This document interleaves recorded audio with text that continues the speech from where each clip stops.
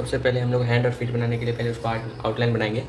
तो आउटलाइन बनाने के लिए नॉर्मल पेंसिल का भी यूज़ करते हैं या फिर 2B या 3B पेंसिल का भी यूज़ कर सकते हैं। तो चलिए बनाते हैं।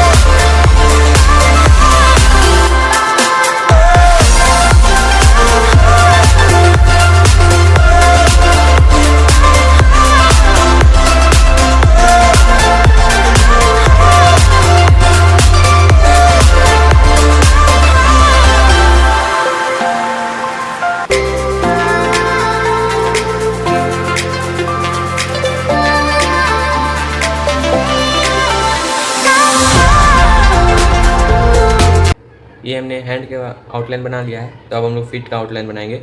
तो चलिए बनाते हैं।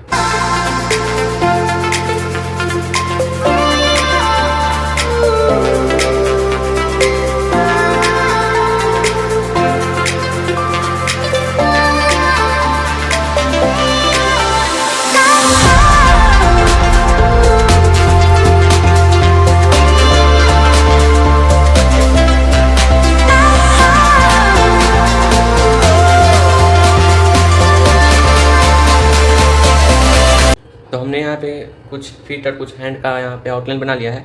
तो अब हम लोग इसको शेडिंग करेंगे। शेडिंग करने के लिए बस एक ही पेंसिल का यूज़ करेंगे, ओनली 2B का, ये 2B का बस। तो चलिए शेडिंग करते हैं।